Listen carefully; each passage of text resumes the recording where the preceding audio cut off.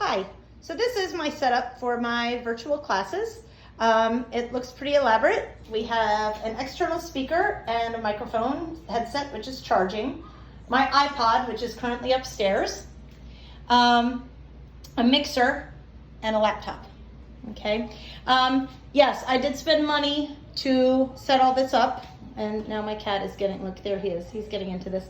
And I had several reasons for that I'll get to. But this setup allows me to teach my students where they can hear both my cueing and the music, and it's generally very good quality sound. So when the gyms shut down in mid-March, I taught my last class on a Sunday, and the very next day I was teaching a virtual class, and I was using Zoom. And my cat is chewing on my cables.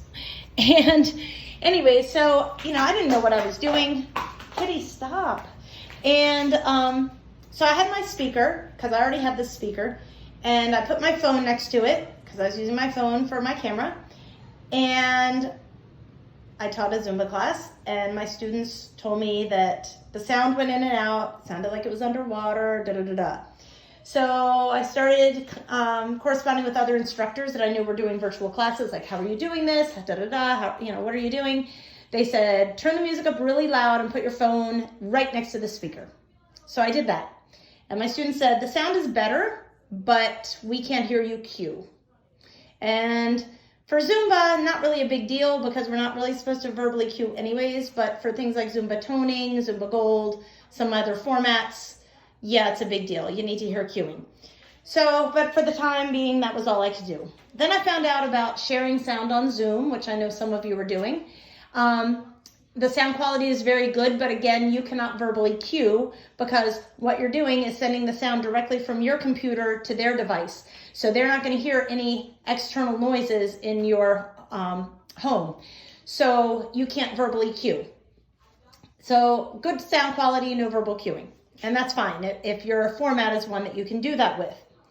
However, for the college, like one of the classes I teach is Drums Alive. And I have to be able to verbally cue because I can't visually cue because I'm drumming with both hands. So I have to be able to verbally cue them, and I need them to hear the cues, and I need them to hear the music because we are drumming, obviously, to the music. So, I was like, I've got to have some way for these college classes to verbally cue. So I am a Zumba instructor, and I was taking some choreography sessions. They're called jam sessions. I was taking those, and the people leading those, the choreographers, had headsets and music, and it sounded good. And everyone's asking them, like, how are you doing that? It sounds really good. And so I got some information from them, and then Zumba actually created a training for their instructors about teaching virtually, and I took that training and I learned a little more, but I am not very knowledgeable about technology. Thank goodness my boyfriend is more knowledgeable than I am and also likes to figure stuff like this out. So I gave him all this information that I had gotten from these trainings, and I was like, I've got to figure this out. I've got to be able to teach July 6th or 8th or whatever day we started our classes with the college. I was like, I got to be online. I got to have sound. I got to have a microphone. I got to be able to do this. Okay. So first thing is, if you didn't know, for Zoom, whether you're doing this kind of setup or sharing sound, Ethernet cable is the key for good sound quality. So this grayish cord is my Ethernet cable. Of course, it plugs into the router upstairs. So right now it runs across my basement, up the stairs, and clear across my living room. Not ideal, but if we're having company, I could easily roll the cable up and put it away somewhere and it would be out of the way. But generally we're living with a cable running across the living room right now. And then across my basement. But Ethernet cable will give you really good sound quality to begin with. All right.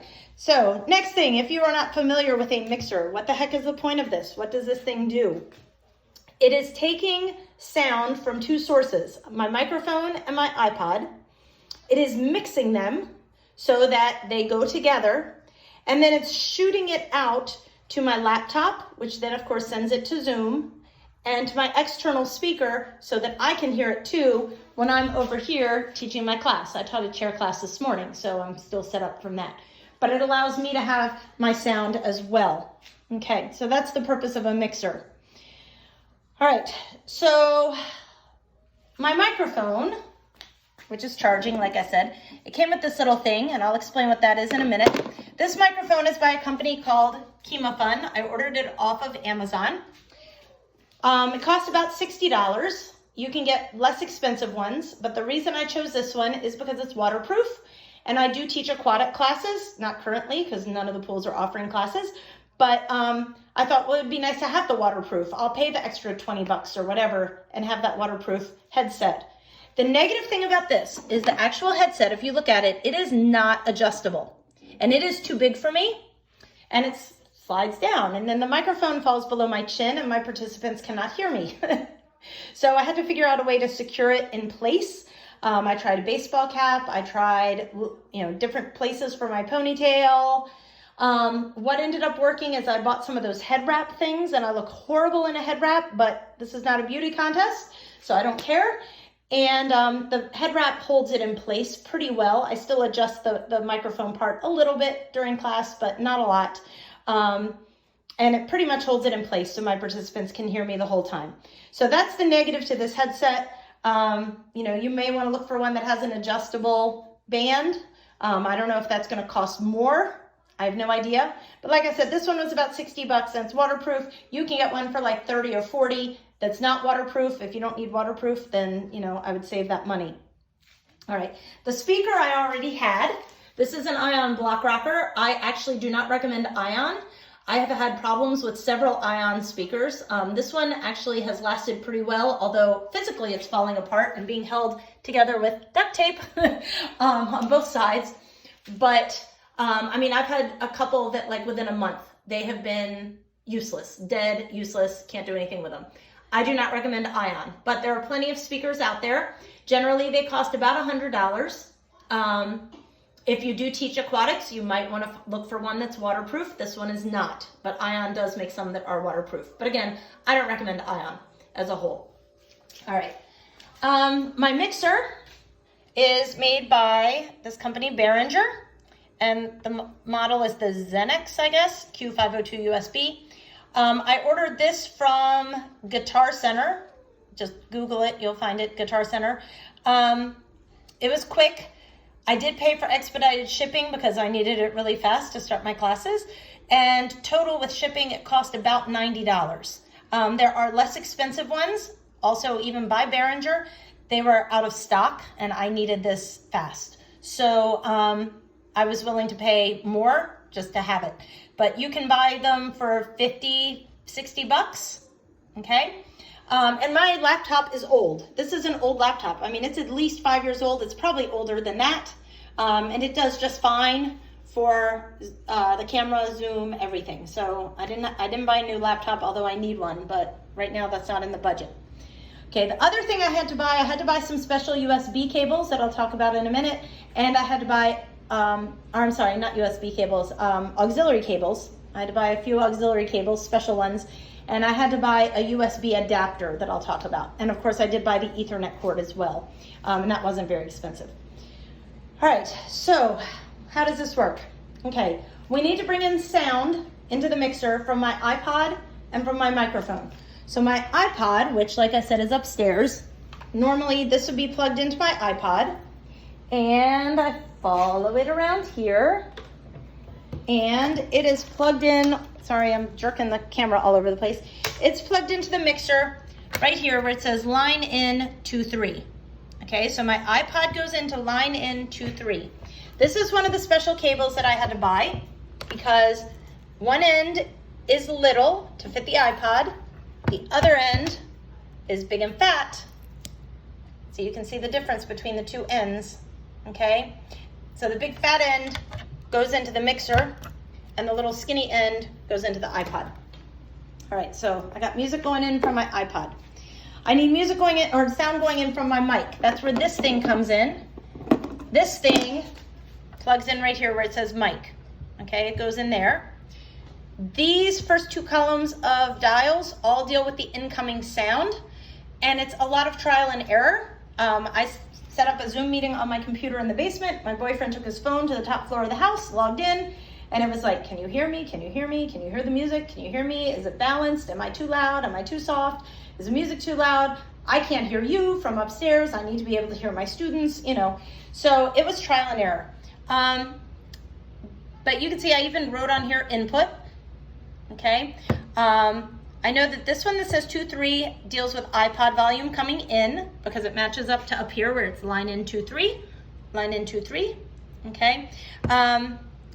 These two white ones deal with balancing, I think, the two incoming sounds and also the microphone sound, okay? And these dials here also deal with microphone. I remember this one, if I turned it up any more than halfway, he could not hear me speak at all, okay? But again, you just play with it. We don't need 4-5 because up here 4-5, I'm not using it. So we don't need to worry about that. All right, so the sound is coming in from my microphone here. It's coming in from my iPod here. Now it needs to go out. So I have in main out, this cable, and it's another one of those special ones with a fat end and a skinny end. That comes over here and it plugs into my laptop. And I had to buy this little USB adapter. All right, so it's just a USB on one end and it's got that on the other end. It just plugs into my USB port, and then the little end of that auxiliary cable plugs into that. So that sends my music and my voice into Zoom to my students. Okay, then I have, this one says phones, and that cable, and you can see I've labeled everything, so if it ever gets unhooked, I can put it back. That goes over here to my external speaker so that while I am teaching, I can hear the sound. All right, so that's how that's set up. Then when I go into Zoom, first thing I do is obviously I test before I let any students in. I log in early to make sure everything's working. I test my sound. I make sure my microphone is being held in place by my head wrap. And you've got to make sure that you have the correct speaker and microphones turned on in Zoom. And again, it's going to be trial and error because again, we were just playing with it like what works, what doesn't. For me, on my computer, when I am setting sound in Zoom, my microphone is set to USB and my speaker is set to what's called Connexent. I guess that's the name of the speaker, I don't know. But this setup allows me, you know, once I've got it set up, I've tested my sound, I'm hearing music and my voice through my external speaker, which I hope means that my students are going to hear it as well. But I start letting them into my class from the waiting room in Zoom, and I can talk to them through my headset. They generally hear me if their sound is working. Sometimes they don't have their sound on and they can't hear me. But if their sound is on, generally they can hear me. I can hear them. And then when it's time to start class, all I have to do is mute them and hit play on my iPod and we're good to go. I don't have to change any settings on the computer or anywhere else. Everything is good to go. So if you've been doing share sound, then you know it's kind of a pain in that, okay, it's time to start class. I mute you guys. Okay, hold on. Now I've got to go into advanced settings, share sound. Okay, now I've got to pull up my iTunes and I got to hit play on iTunes. Okay, now I've got to go back, pull that video back up so they can see me. Yeah, that's all done. Like I don't share sound. The sound is coming in here and it's going straight into my Zoom and into their computer. So I don't have to hit the share sound. I don't have to mess with that. I mute my students. Oh, I do spotlight my video so that I'm the big picture on their screen, and I hit play and we're good to go. And they can hear my music, they can hear my voice, and it's generally good sound quality. I mean, it's technology and it's Zoom, so it can be glitchy. Sometimes it's glitchy on their end. You know, sometimes I have one student who says, I have trouble hearing you, and I'm like, well, you're the only one, so it's probably on your end. But yeah, so if you want a setup like this, you will have to invest a little bit of money. I think probably, you know, I already had the speaker, and I spent probably close to $200 on everything else. You know, I had the speaker, I had my laptop, but I had to buy the microphone, I had to buy the mixer, I had to buy the USB adapter, I had to buy an Ethernet cable, and I had to buy those USB cords, the special ones with the fat end and the skinny end. So I probably spent about $200. It is tax deductible for me because it's a business expense, so I will be turning in those receipts to my accountant in the spring. But I do think virtual fitness is here to stay for a while, and I feel like it was a good investment for me to enable me to teach some of the classes that I teach, where I need to be able to talk to my participants, and they also need to hear the music. So if you need help, I can try to help you. I'm not an expert by any means, but you know, if you need me, I'm here. Bye.